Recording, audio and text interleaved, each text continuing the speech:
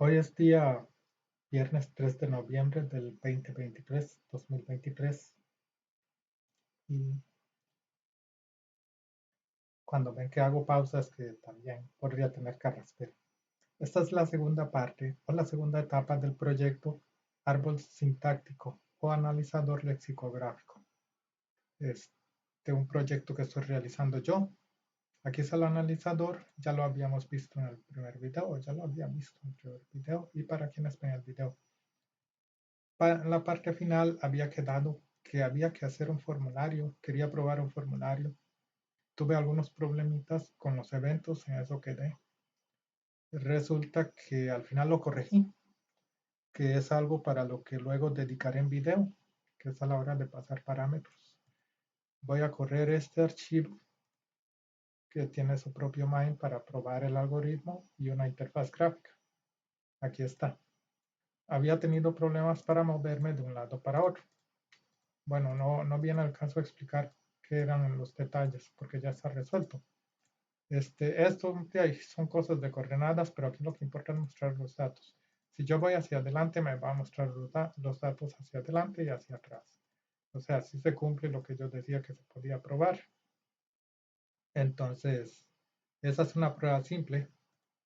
Y ahora vamos por la parte de la interfaz gráfica. Lo iba a probar ya con una interfaz gráfica ya en serio, con estas cualidades. Pero decidí probarlo con dos interfaces gráficas, o mejor dicho, con dos tablas totalmente diferentes. Aquí los controles son muy parecidos. Podría haber creado un JPanel, o sea, heredar de JPanel y crear un solo control que proporcione eventos y una serie de propiedades, pero no venía al caso decorarlo tanto, sino que lo que yo quería era hacer una prueba. Lógicamente que luego voy a extraer este diseño para crear un JPanel genérico que pueda usar en otros proyectos, porque me gusta mucho el control, sinceramente. Aquí simula que escribe en disco, aquí sale, aquí va el primer registro, aquí al anterior, aquí al siguiente, aquí al último. Aquí muestra la posición del registro o el índice. Aquí modifica los datos, aquí los guarda y aquí crea un nuevo registro. Al crear uno nuevo se habilita este botón. Una vez que se le da clic a este botón, o push, se deshabilita para evitar problemas. Aquí muestra el nombre de la tabla y aquí muestra los datos de las diferentes tablas. Realizar este proyecto, esta prueba me permitió refinar todavía más este algoritmo. El árbol sintáctico o el analizador lexicográfico. Me permitió refinarlo más. En una parte En la parte del descompilador, me permitió o me obligó a hacer públicos algunos eventos que tal vez no los había hecho públicos.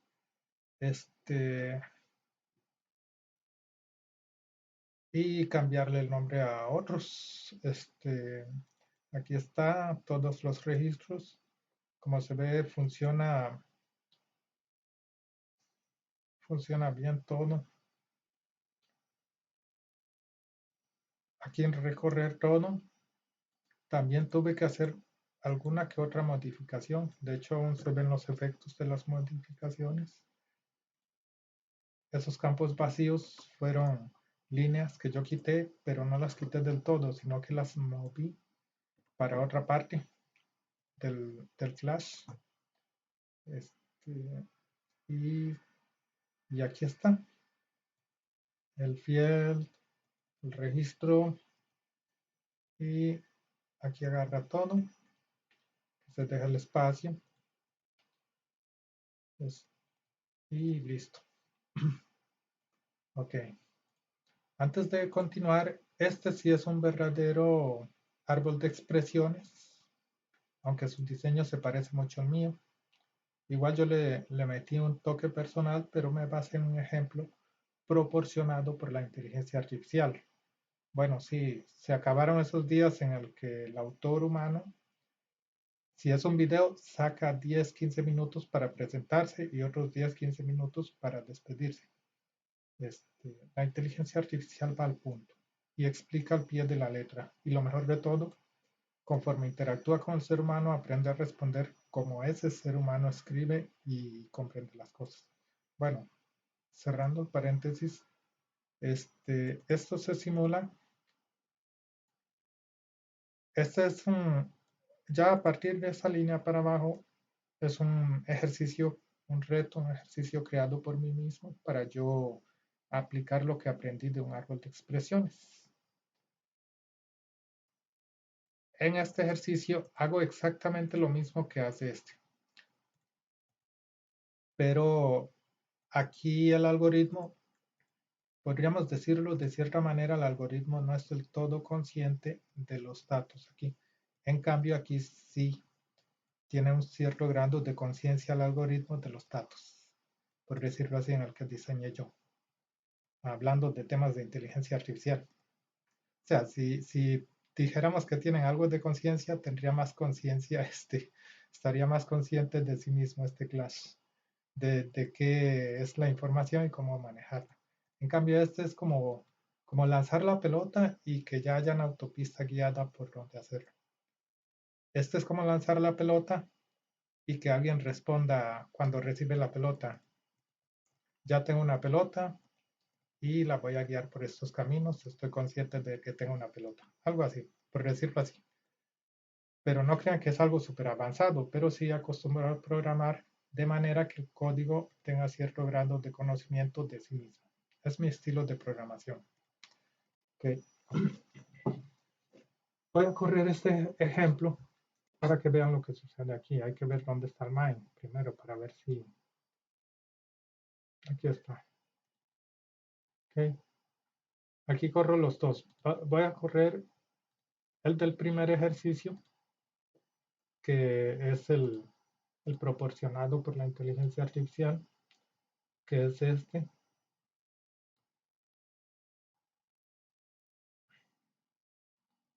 Que es hasta acá.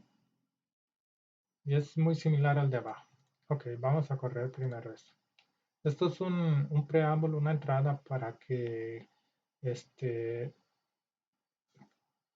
o sea, es parte de enriquecer el conocimiento que estoy presentando de este proyecto, que voy por la etapa 2 de este proyecto. Una pausa, tengo mucho. Continuando. Esto es lo que presenta el algoritmo. Este algoritmo, ahí se ve el puntero, el mouse moviéndose, presenta esto. Originalmente quería usar un árbol de expresiones para hacer esto. Espero que no usar los famosos nodos y esas llamadas recursivas, sino usar un medio como una matriz, un vector, un ArrayList, un hash set para simular lo que eran nodos. O sea, prácticamente crear un árbol de nodos manualmente para tener el control del rendimiento y del uso de memoria y de un montón de cosas. No quería dejar nada así aleatorio, al azar. Entonces, aquí sí me da una sintaxis muy nítida, muy compacta, muy pura de todo. Los datos que le inserto son estos, muy similar al otro.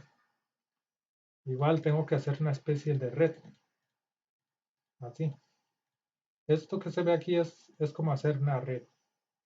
Porque entran datos, luego se los paso a otro y a otro y a otro. Son diferentes capas. Algo así.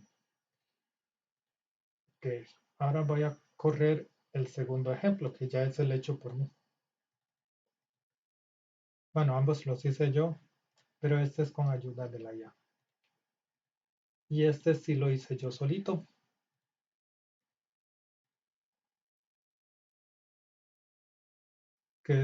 Este es una modificación del original, pero con algunos retoques míos, algunos retoques.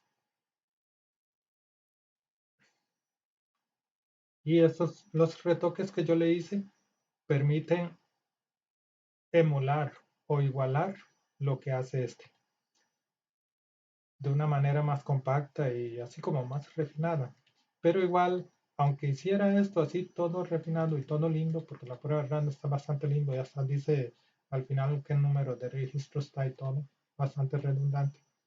Igual, regresando aquí, se tendría que usar ¿Dónde está? Se tendría que usar este class. De la misma manera, para descompilar la información ya escrita en archivo. Supongamos que esto que está aquí es un archivo. Igual, se tendría que usar este. En una situación así que quisiera usar ambos algoritmos, lo que hago yo es heredar de este class y reescribir todos los métodos. Eso es todo. Aquí tiene clases anidadas, ya eso sí, en el caso de clases anidadas sería como ver en qué parte del código se usa. Entonces lo que haría uno sería ahí como reemplazar los lugares donde se usa este class. Y es fácil encontrar dónde, haciendo así. Ahí. Cuando se redefine este método usando herencia, simplemente uno también redefiniría las clases internas también y las pasaría a hacer uso donde se les llame.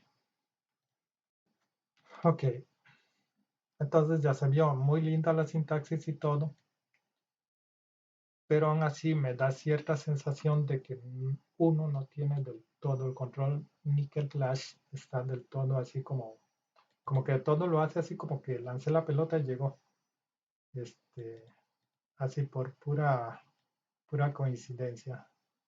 Entonces, y como ya diseñé y es muy efectivo, muy bueno. Vamos a ir a la parte del árbol sintáctico. Ah, voy a recorrer lentamente el código. El código de este árbol sintáctico es levemente parecido, muy parecido, de hecho es muy pequeño. Es de la línea 225 a la línea, de la línea 183 a la 225.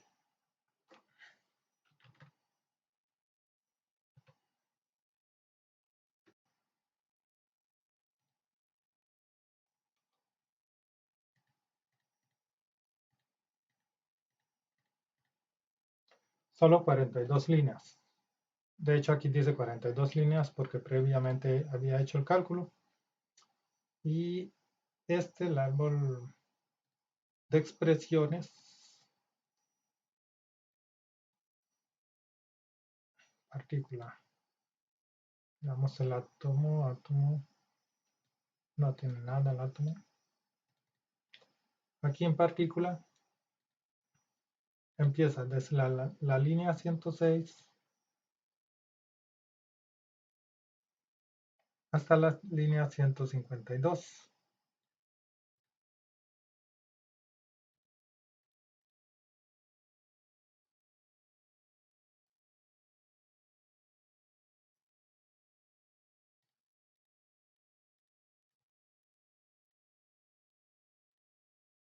$46 líneas.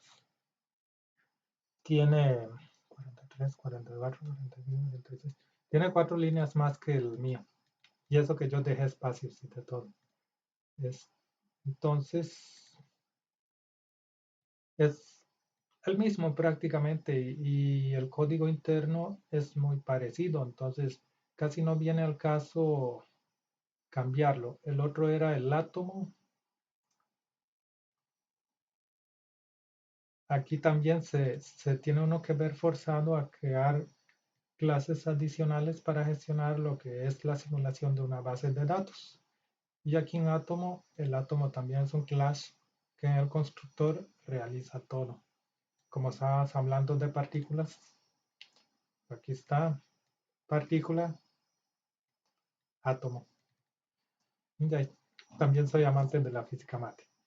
Entonces aquí hace todo y prácticamente es lo mismo. Se hace una especie de red y se va pasando por capas los datos.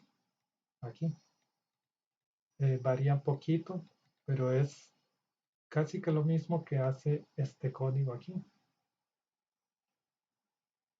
Es casi lo mismo. Ahí no se ve la declaración de estos campos porque al ser un árbol de expresiones maneja diferente eso, pero igual en alguna otra parte están declaradas estas constantes o tokens. Entonces es lo mismo. Eso lo deja así yo con la libertad de escribir las constantes o los tokens donde se hace la instancia del class porque tal vez uno quiera usar tokens diferentes para otro tema, o sea, para que sea más flexible. Eso era.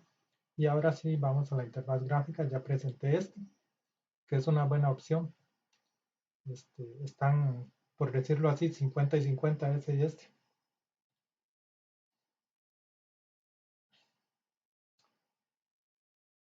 Voy a ir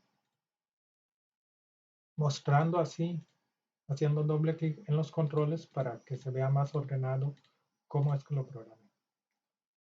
Okay. Vamos a ir al primer registro. Tengo un contador que cuenta, lo pone a 0 el contador, o mejor voy desde arriba, desde abajo. Yo programo de abajo para arriba, de arriba para abajo. Mejor así, más fácil. Aquí está el class con interfaz gráfica y se declara una instancia de árbol sintáctico llamada tablas y le pongo los separadores, perdón. Luego el nombre de la tabla 1, aquí está con los separadores, el nombre de la tabla 2 y los separadores. Luego registros de la tabla 1, o mejor dicho, registros de la tabla 1. Pero mejor digo registro porque es un solo RS que guarda todos los registros. Bueno, cada registro es una entrada de él, pero es mejor decir registro porque se usa en una sola tabla. Es algo así como la parte interna, la cápsula interna de la tabla. Las tablas son, o la tabla en sí, es como el cascarón de esto. Y esto es como la parte interna.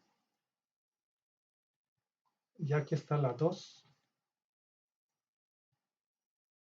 Y aquí está el RSID, que se utiliza en ambas tablas. Se utilizan ambas tablas.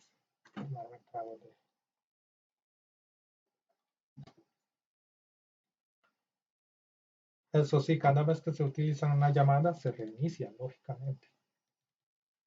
Aquí están los campos de la tabla 1 y los campos de la tabla 2.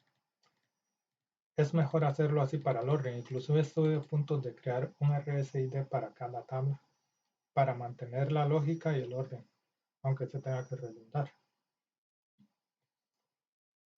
Aquí está el descompilador. Y para tener los datos cargados en memoria uso un array list. Aquí está array tabla 1, array tabla 2 y los llamé array para que se diferenciaran de los árboles sintácticos, que no es uno. Aquí se están usando 1, 2, 3, 4, 5, 6 árboles sintácticos. Y fields, que también es una implementación de árboles sintácticos que dentro de sí usa como 3 árboles sintácticos.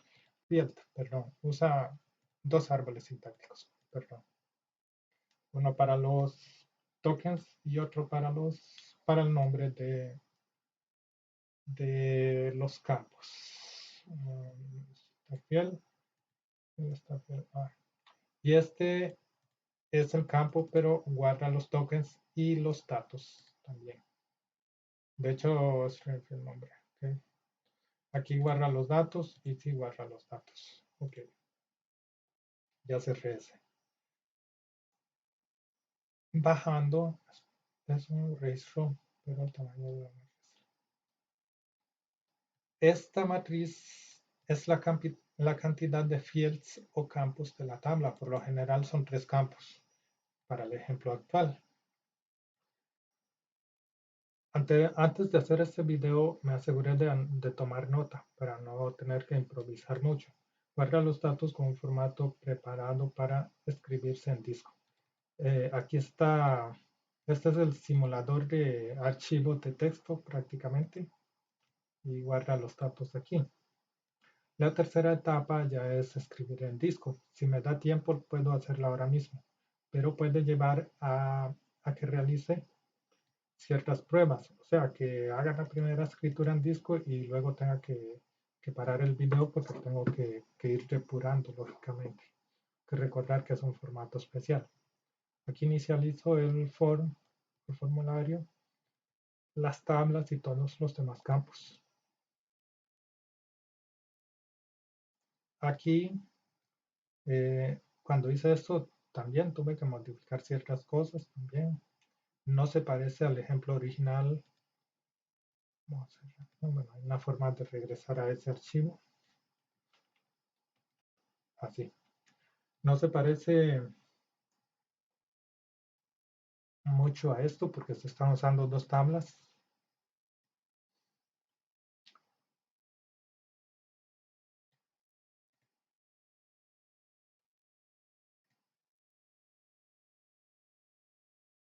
Ajá. Aquí se le tuvo que hacer algunas modificaciones. A este class fue al que se le tuvieron que agregar ciertas cosas. Aquí, a este class, por ejemplo, se le tuvo que agregar el registro, final del registro, se le tuvo que agregar posiblemente este evento y este otro. Inclusive cambiársele el nombre a algunos procedimientos como este. Este es un cambio final del registro. Aquí realiza esto al final del registro.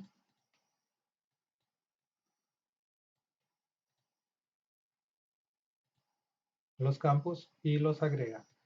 Y agrega el ítem del campo. Eh,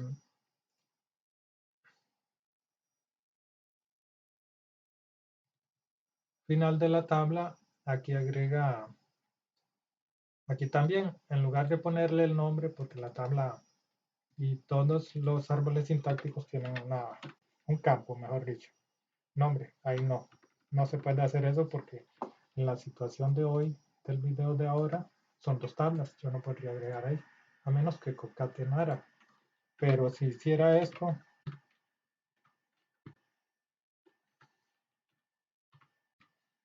me daría problemas. Ya todo eso fue probado. Entonces lo correcto es agregarlo así. Con el registro quedaría de la misma manera. O sea, se vería prácticamente así como esto. Con el nombre de la tabla y el registro. Hay que recordar que esta sintaxis se parece mucho a la de él. Bueno, es la de él prácticamente, porque ya corrí este ejemplo. Se parece mucho a la del árbol de expresiones. No hay mucha diferencia, ¿verdad? Pero sí, de hecho voy a correr de nuevo.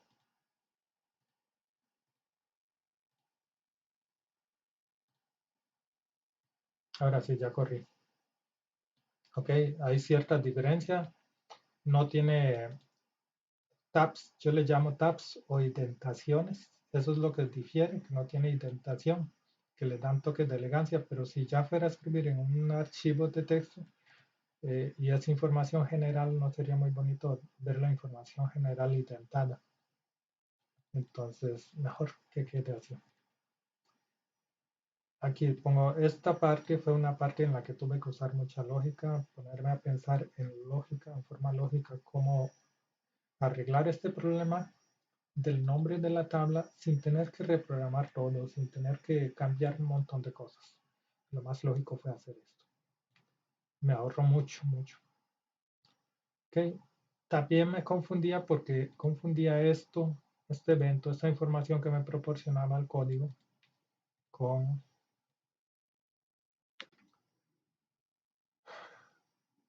con esta, todos los registros. Es posible que sea este.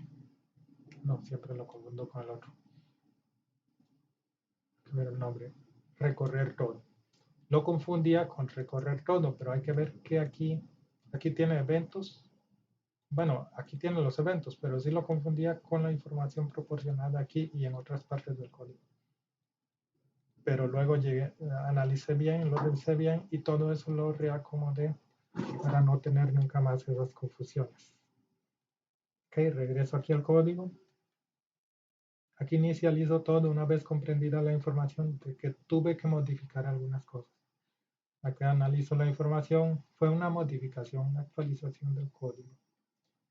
De manera muy cuidadosa para no alterar el código mucho, para que el código mantuviera su integridad, porque es un código muy bonito, sinceramente. Aquí está la información, agrego las etiquetas. Aquí esto lo dejé como separador. A ver, aquí está la muestra de que estaba cometiendo un error, que eso ya fue solucionado la vez pasada.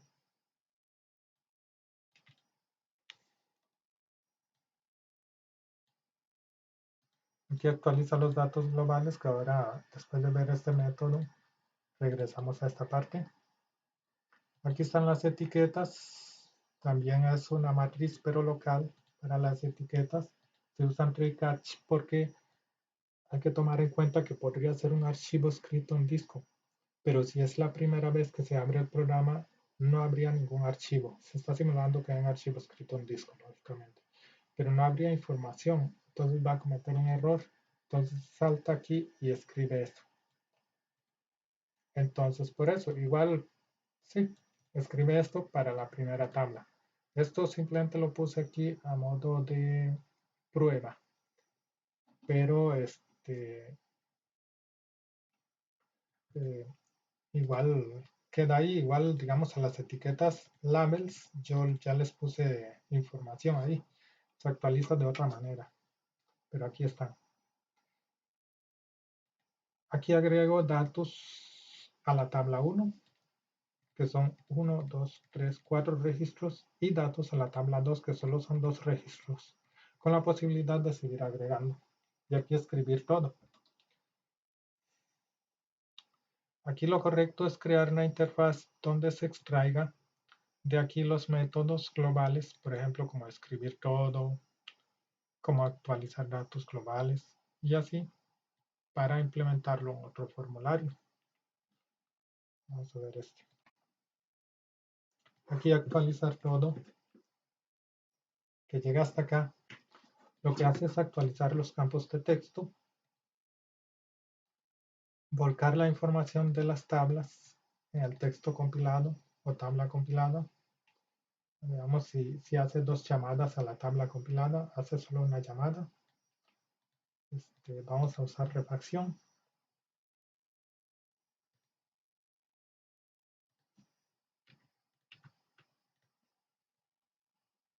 Okay, tablas compiladas porque son dos tablas. Aquí se supone que se ha cargado del disco y todo, los eventos. Ya existe una implementación para esos eventos, que es esta. Ya está programada dentro del algoritmo. Ya simplemente es para proporcionar información. Están los eventos cuando son llamados y todo. El descompilador, igual. Este Clash se puede implementar personalmente usándose en otro proyecto o en otra interfaz gráfica. Aquí está el descompilador y se le agregan los eventos y la información de la tabla compilada. En una carga de archivo se le agregaría la variable que cargó la información del archivo o directamente del read file, de volcar la información aquí.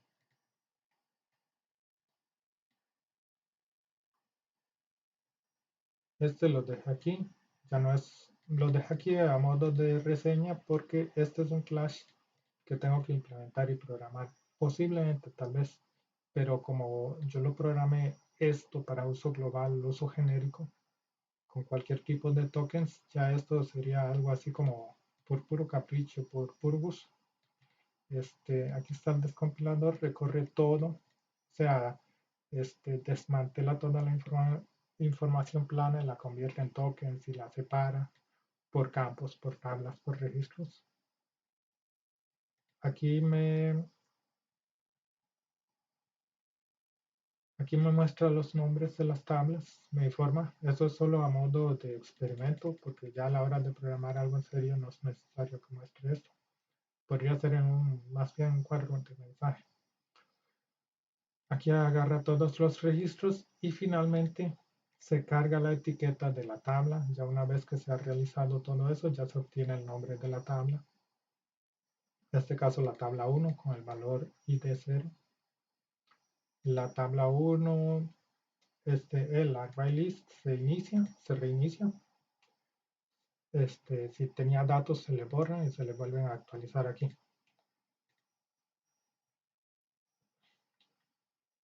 Aquí el descompilador proporciona la cantidad de registros de la tabla actual. De 1 a cantidad de registros y va agregando. Porque uno se quedará, pero como si hay dos tablas, ¿cómo saber la cantidad de registros? Porque se llamó a la tabla con el índice 0. Se está llamando a la tabla con el índice 0 y dentro de aquí se cargan otras informaciones extras.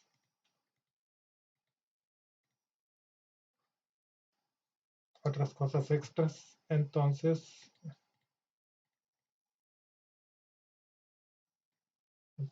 por eso se proporciona el tamaño de los registros.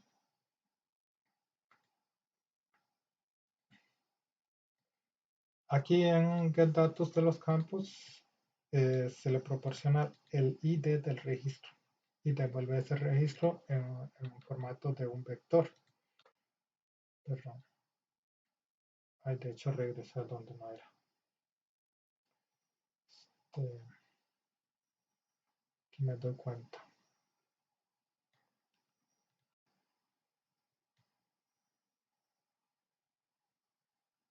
Ok, estamos aquí. Datos de los campos y aquí es un vector que retorna a los campos, se carga en la matriz local.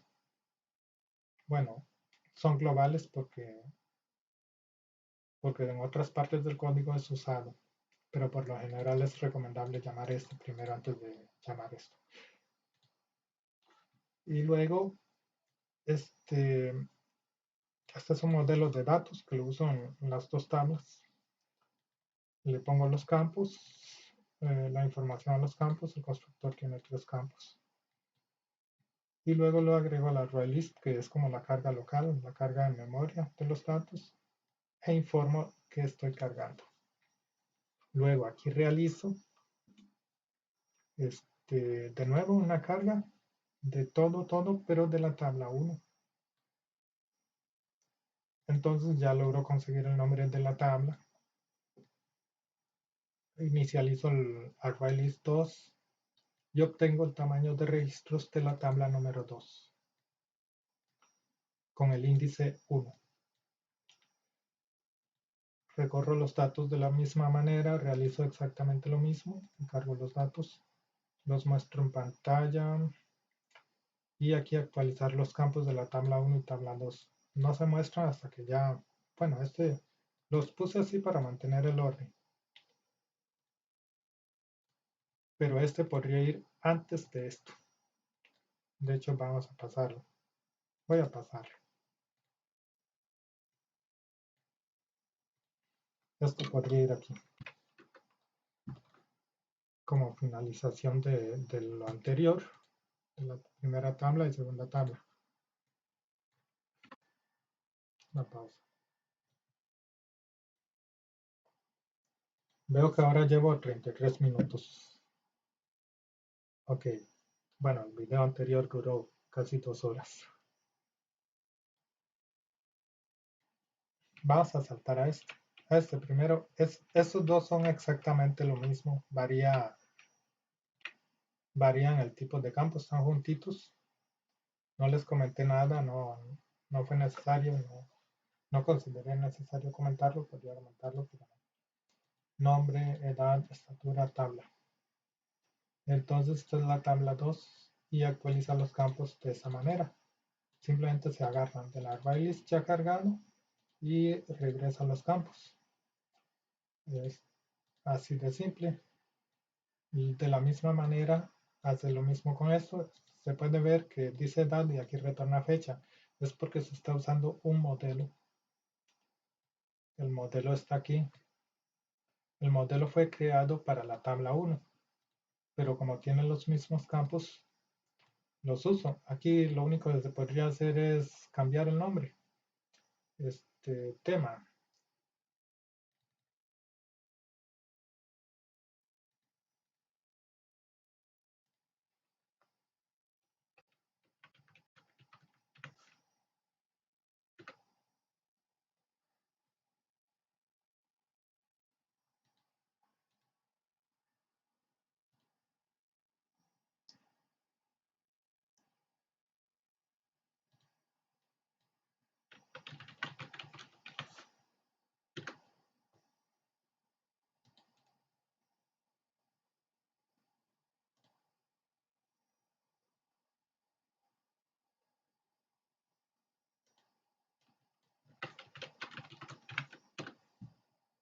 Tarda un poquito porque tengo otro proyecto gigantesco abierto, que es este montón de clases. Este proyecto es un proyecto que tiene ya varios años y son una serie de espacios de nombre.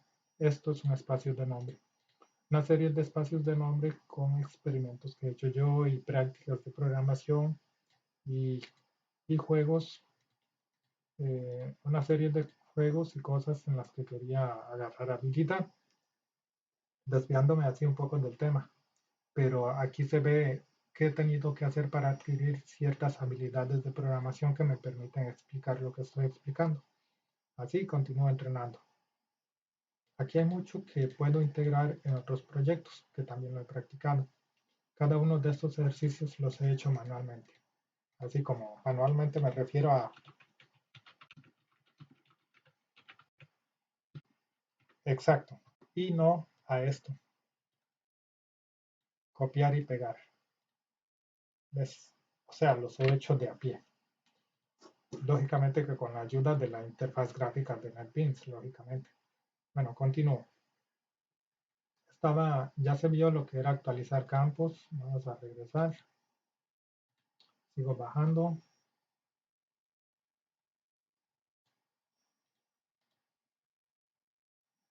No reviso aquí para ir en orden.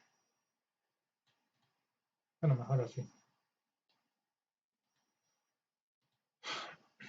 Aquí es para darme cuenta, o mejor dicho, para que el código se dé cuenta que hay un nuevo registro. Entonces actualiza los datos. Contador 1, contador 2.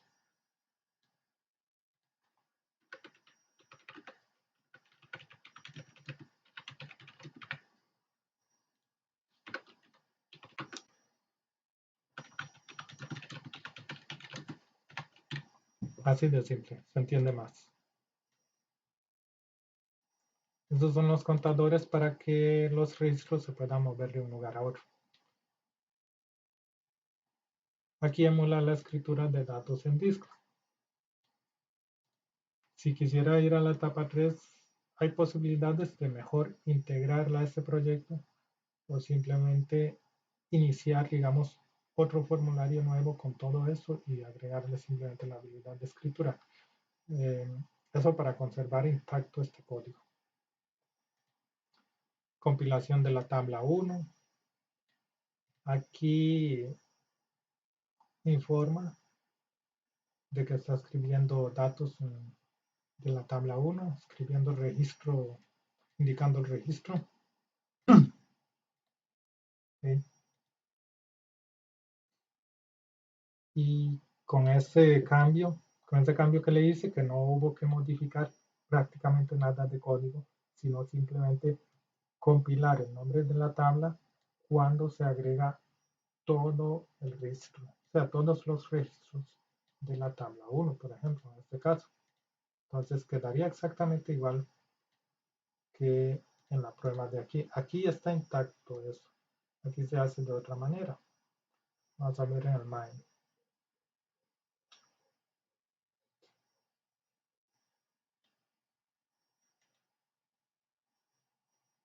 Ve, aquí como se usa una sola tabla se hace de esta manera. Pero ya cuando es más de una tabla, no es necesario crear dos de estas. Con una basta, porque es una la que tiene todo el algoritmo para hacer eso. Entonces, se opta por hacer de esta manera. Luego, la tabla 2 realiza exactamente lo mismo. Agrega a la matriz o vector, como quieras decirse, es los campos y luego compila aquí. Aquí lo que hace es agregar el nombre de la tabla. Sí, aquí el nombre de la tabla los agrega y listo. Está gracioso esto. Interesante. Ah, ya me acordé. Esto que al compilar reinicia prácticamente todo lo que esté dentro del objeto al darle compilar. Vacía todo prácticamente. O sea, se comporta como una pila. Entonces se tiene que volver a llenar con información. Eso es una forma de mantener la seguridad y la integridad de los datos para que no se repitan y para que no estén ahí gastando memoria. Aquí actualizar datos globales. Vamos a ver qué es, si es que no lo hemos visto ya. O mejor dicho, ya este lo vimos. O lo vi.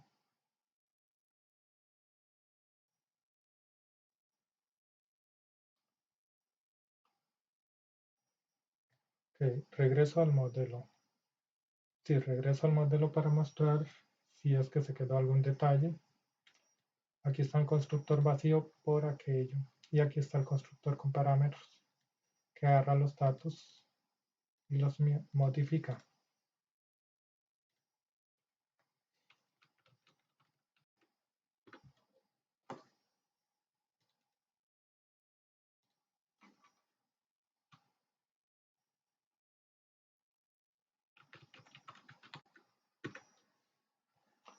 Ok. Eso es solo simplemente a modo de ejemplo, de experimento. Hay que tomar en cuenta que originalmente lo iba a probar así con una interfaz gráfica completa con una sola tabla, pero al final aproveché. Yo siempre reescribo, redefino el método toString para retornar la información del class. De hecho, es una buena práctica hacer esto. Ok. ¿Por qué buena práctica? Vamos a regresar allá.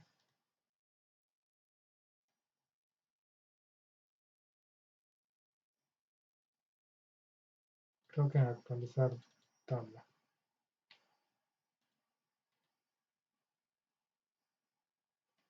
Aquí está. Digamos que fuera un objeto de modelo.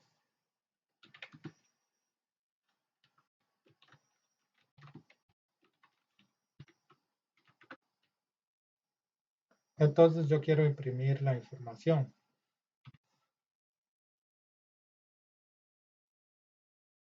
Bueno, para el tal caso mejor escribo el system yo.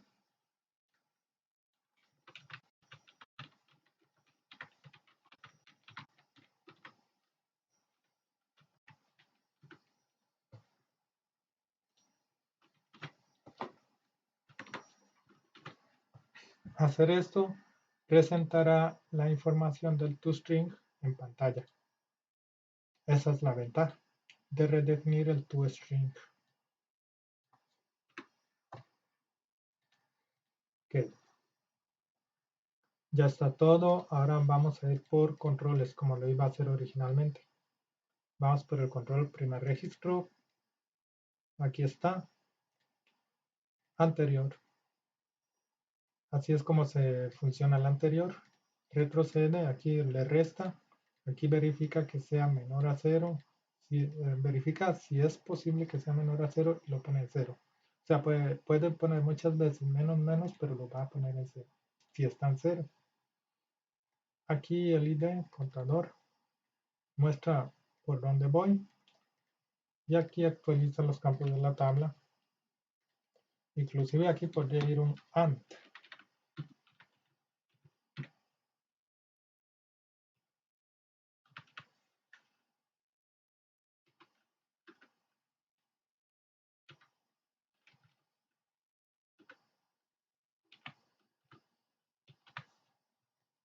Lo correcto es que también se pusiera eso. Digo, de hecho así no. Bueno, sí. No, se podría. Bueno, sí, sí. Si no es menor a 0, a -1. Y aquí en else puede ponerse, por ejemplo, podría ponerse eso y paramos el código. Buen truco, ¿verdad? Es como el C++. Si fuera C++, en este caso tendría que hacer esto. Se usa con el tipo de datos void en C++, pero es Java. Entonces basta con solo poner return. De esa manera, si se cumple esta condición que está aquí, evitaría que estas dos líneas que están aquí se ejecuten. Ok, pero no viene al caso eso, porque solo a modo de prueba, pero sí está bueno considerarlo. Aquí al siguiente es lo mismo, simplemente que suma, y en este caso sí verifica. Sí, en este caso verifica que la cantidad sea igual o menor a la máxima cantidad de registros contando desde 0 hasta la máxima cantidad menos 1.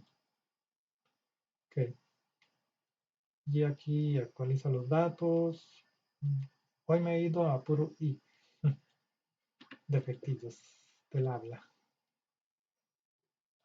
Aquí se supone que ya llegó al máximo y entonces digamos que hay 5 registros y aquí ya sumo 6, salta esta línea y le pone de nuevo 5 y se quedan 5.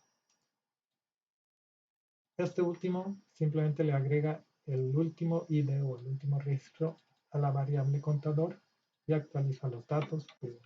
Actualizar los datos simplemente eso. Aquí está el contador, el índice de get y retorna los datos. Ok. Estos no es necesario verlos porque es exactamente el mismo código que estos, pero con otra tabla. Así. Es lo mismo. Vamos a leer esto. Sí, exactamente lo mismo. Esos espacios en blanco es porque habían líneas de depuración ahí. Ahora voy con el botón nuevo.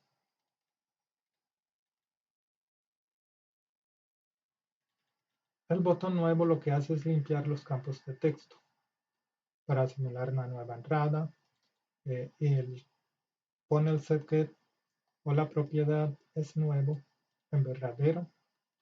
Deshabilita una serie de controles que pueden causar que si ya se está creando un registro, pueden causar problemas como estos. Y habilita el control guardar. Se obliga que si se le dio clic al botón nuevo, se obliga por fuerza a crear un nuevo registro. En una situación así, lo correcto es que hubiera un diálogo, si no. Aquí, y de acuerdo a la respuesta del usuario, se ejecuta este código. Pero como es modo experimentación, y así para ver si funciona, porque lo principal es ver si este código funciona con 2 tablas o más de 2 tablas. Si funciona con 2, puede funcionar con cualquier número de tablas, desde 2 hasta n tablas, como dicen los libros de inteligencia artificial, desde 2 hasta n. Ok, vamos a modificar, a guardar. En el botón guardar, verifica que la propiedad es nuevo, está en verdadero, crea un modelo. Aquí le agrega los datos al modelo, luego se lo agrega al array list. Primero le agrega el modelo al array list, que es la carga de los datos en memoria. Luego pone la variable en falso, la propiedad en falso, indicando que ya no hay un registro nuevo, ya se ha agregado, y habilita los botones de navegación y de modificación. Deshabilita el botón guardar. Modificar, se puede modificar registro en cualquier momento, excepto cuando se está creando un nuevo registro. Y aquí modificar, lo que se hace es la forma correcta. Cuando se usan array list no se extrae el dato, se modifica y luego se vuelve a agregar. O sea, extraerlo, quitarlo y luego agregarlo, como que si la array list fuera una pila. No, la array list no es una pila. Se parece más bien a un vector o a una matriz. Entonces, por lo tanto, se le proporciona el ID y se le setea la información, por decirlo así. Aquí está. Y eso hará una modificación al registro. Se puede, digamos, que hubieran campo clave. Entonces, habrán campos de los campos que tiene el modelo que no se pueda modificar una vez creado un registro, por ejemplo aquí. Pero ya eso son refinamientos y no vienen al caso de la prueba que estoy realizando con esto, de nuevo. Y aquí en caso de un error, lo que hace es poner en blanco los campos. Aunque si le poner en blanco los campos indicándole al usuario que no se modificó nada. ¿Ves? Aunque lo correcto aquí antes de la modificación sería cargar los datos anteriores en 3 variables o en un modelo, por decirlo así, un modelo local, y si hay un error, cargar los datos anteriores de nuevo en los campos. Pero tampoco viene el caso aquí porque lo que estamos probando es esto, reitero. Ok, parece que ya está todo. Ya está todo. Eso es tan fácil como eso. Entonces vamos a correr el ejemplo. ¿Cuántos minutos llevo? ¿Dónde están? 51 minutos. En algún momento agarraré práctica haciendo esto.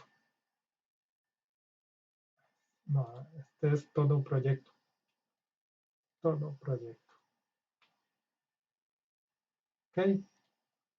Aquí, aquí se ve como redundantemente la información. Aquí en la primera carga no hay datos de nada. Entonces me va a mostrar esto. Esto es como que si no existieran archivos de texto. Entonces lo que va a lanzar es esto.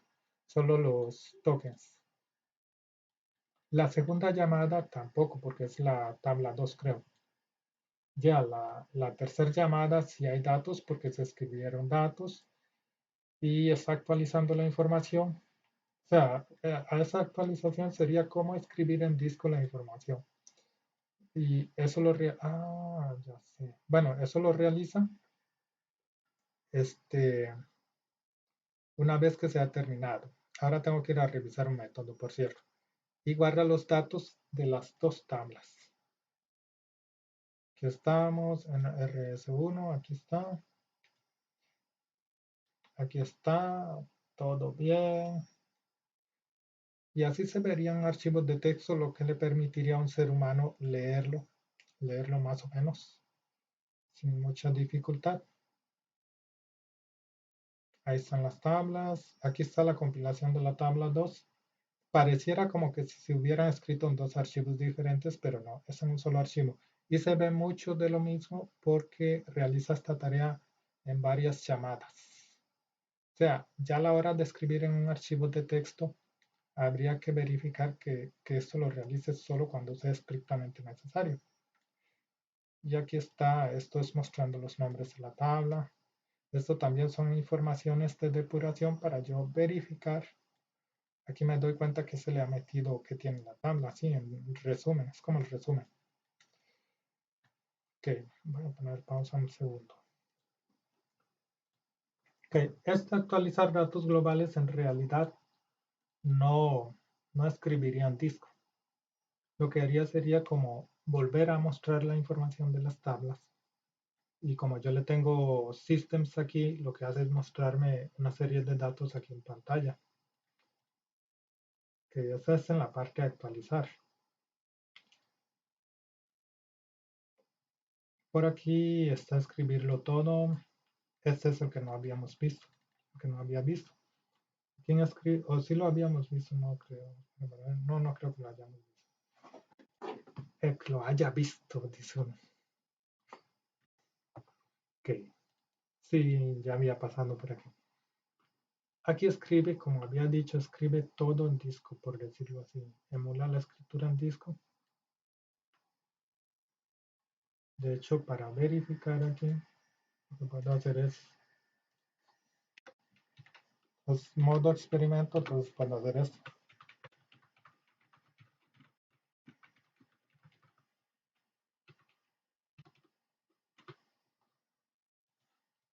Y antes de eso pongo saltos de línea.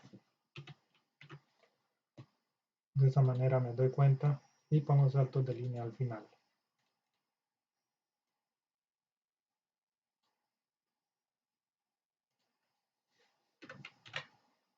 Okay. Para escribir un bloque entero de texto sin perder los saltos de línea, creo que lo recomendable es usar este. Si uso este y escribo un bloque entero de texto, me borra los saltos de línea, lo que causaría un problema un poco catastrófico. Veamos.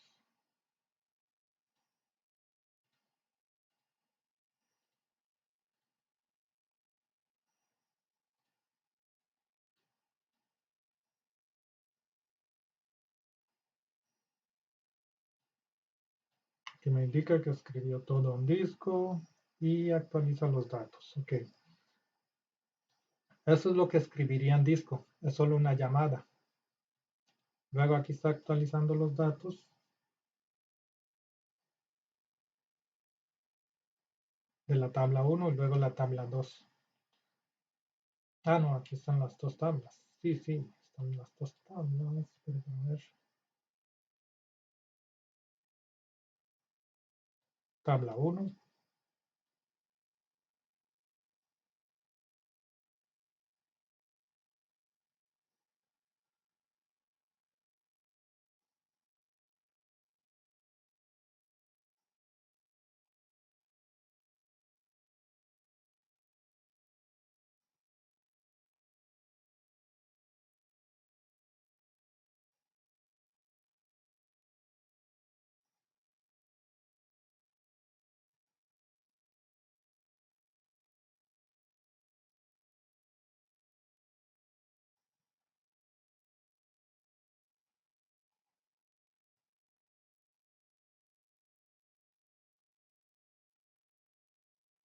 Aquí está la tabla 2 con los datos de la tabla 2. Es más pequeñito.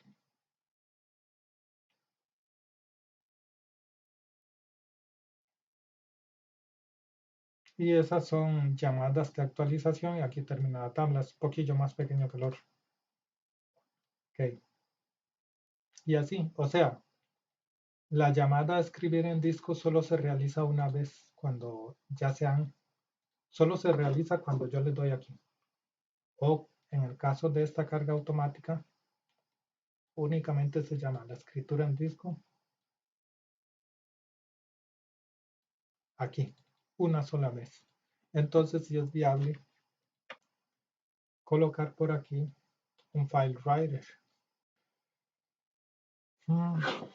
Compilar todo. Hay que ver dónde vuelca la información. ¿Dónde se vuelca la información?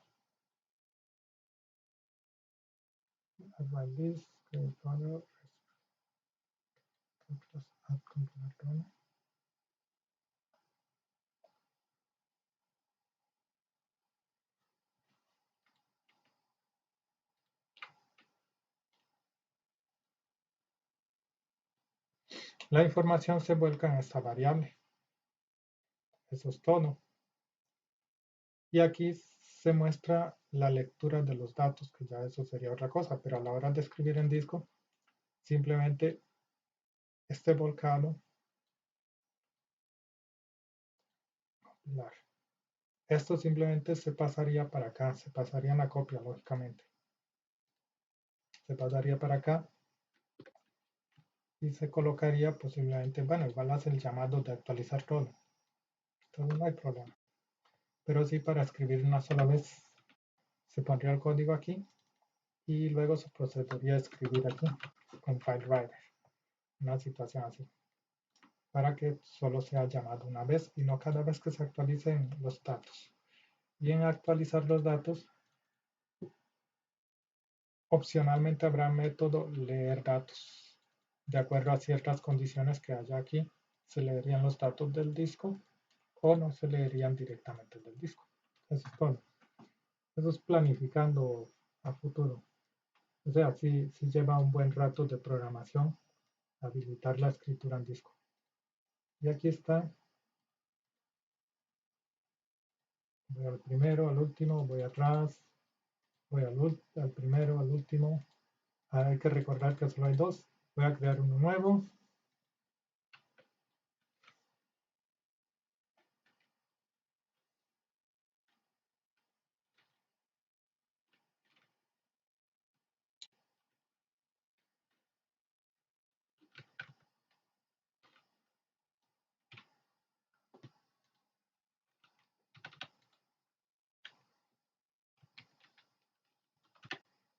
Este. Y ya se guardaron. Voy al último, está ahí. Voy al primero, voy al último, retrocedo y ya hay 3 registros. Aquí en el output me pone esto. Esta información que aparece aquí es información de depuración para yo ver qué está haciendo. Aquí aparece, digamos, algunos datos, algunas cosas de las llamadas, pero sí ya está en el registro. Recordar que no le he dado a escribir todo, entonces no me va a aparecer aquí la información actualizada. En este momento está en la write list. Voy a irme al primero, le doy nuevo.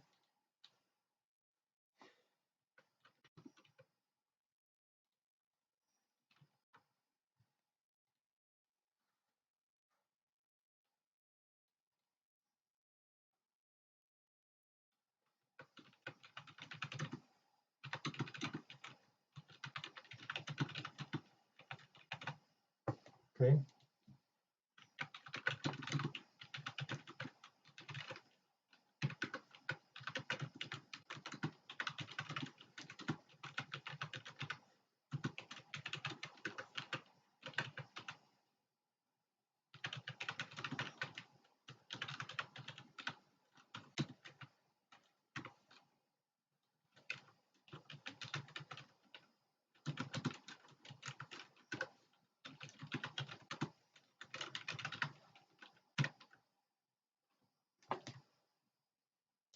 Guarda, hay que ver que tiene saltos de línea. Eso era un problema muy difícil cuando se quería personalizar los datos, emular una tabla de datos. Aquí ya el registro existe. Se nos presentó una situación. Yo escribí mal esta palabra. Ya es el registro 4. En lugar de ayuda puse ayuda. Entonces voy a poner ayuda.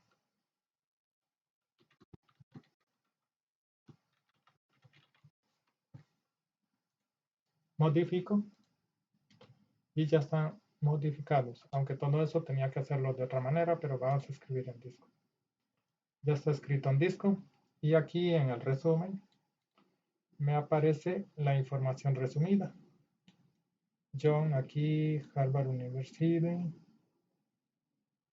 me aparece el resumen y ya están los datos. En las llamadas a las tablas, ahí aparecen los datos. Aquí aparece John, la estatura, la edad, la estatura.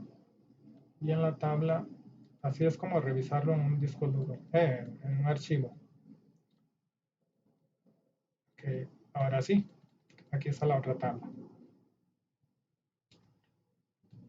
Aquí está la nueva entrada. Se vería así la nueva entrada. Ya, ahí comienza otro registro. Ya. Okay. Digamos que ya guardé en disco duro y quiero hacer otra modificación. Okay. Digamos,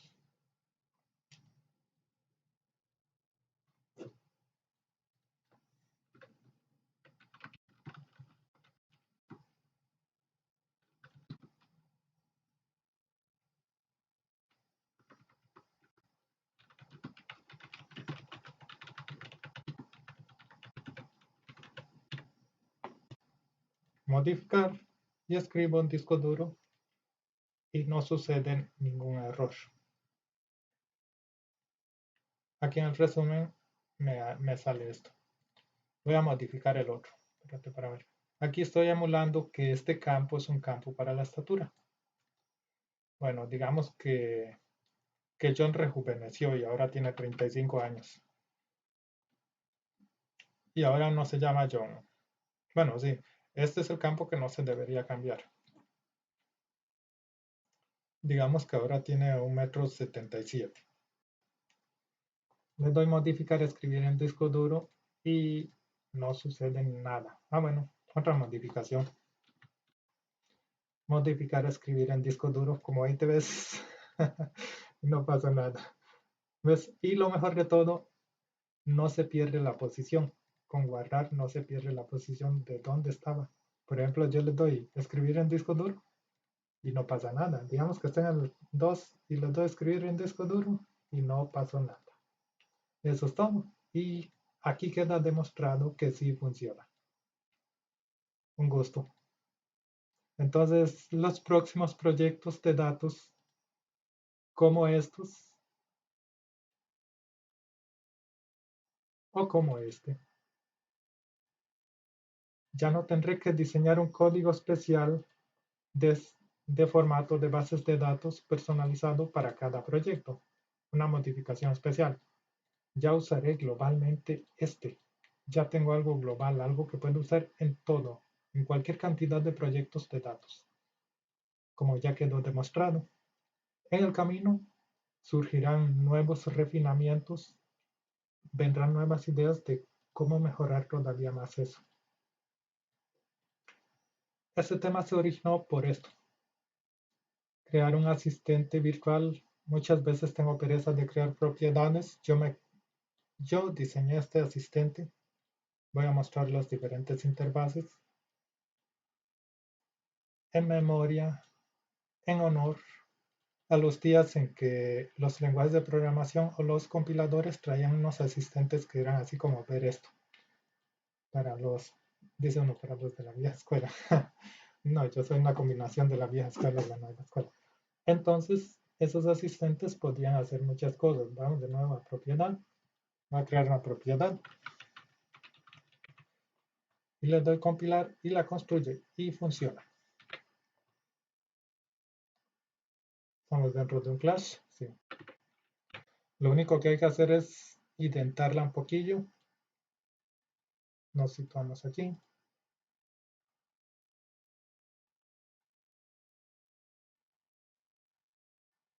Y aquí está. Todo bien. Pero para cerrar de nuevo. Eso como punto final. Una función siempre va a retornar datos y hace eso. Vamos a agregarle un par de parámetros. Aquí sí es un detalle que tengo que cuidar, pero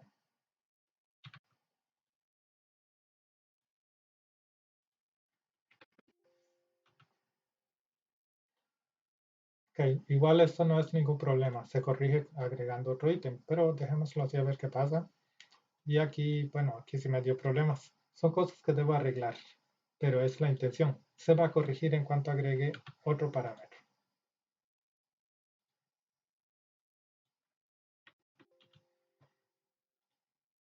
Ya se corrigió, aunque ahí sigue la cosa. Tengo que revisar qué es lo que pasa aquí. Entonces, le doy compilar y por lo menos se corrigió un poco.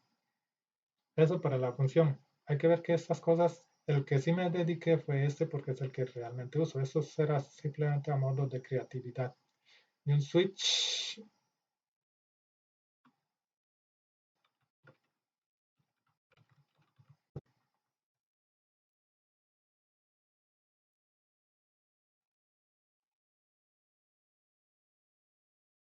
Ya entendí.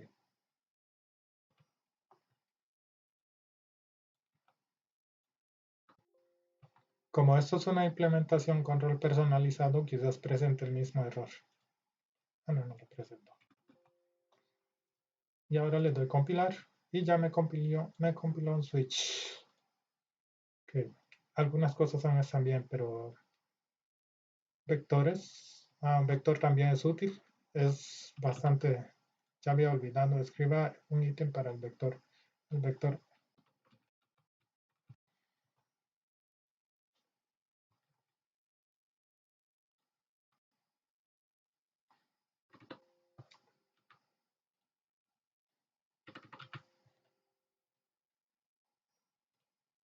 Y aquí está el vector con los ítems adentro. Este también me dediqué bastante porque también hago muchos vectores en el código. Muchas propiedades y muchos vectores. Entonces, estos dos están completos. Estos otros solo fue a modo de creatividad. Y variables también. Variables se parece mucho a las propiedades.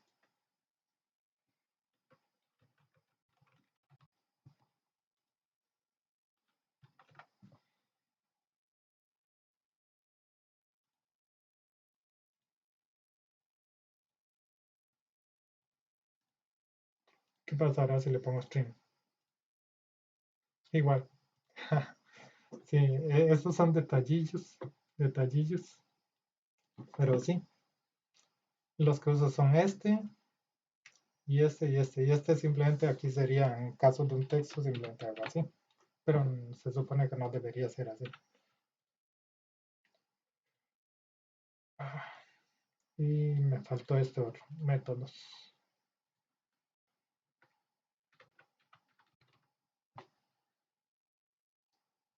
Va a tener el mismo problema que las funciones.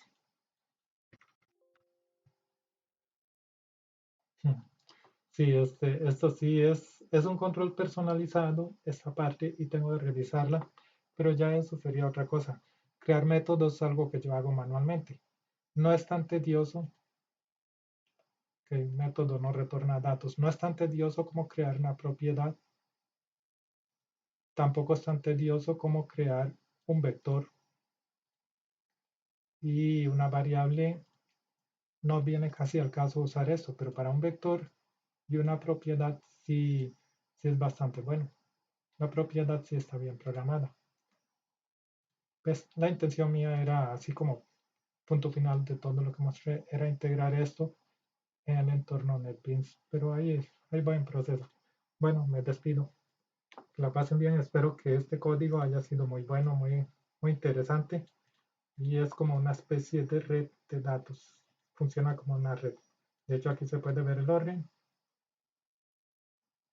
Para los que hemos hecho de a pie, así de a pie manualmente, una red neuronal artificial, entonces esta forma de ordenar la información se nos va a aparecer, se nos va a hacer familiar. Yo, yo sí lo admito, he hecho una que otra red neuronal artificial a modo de aprendizaje. Bueno,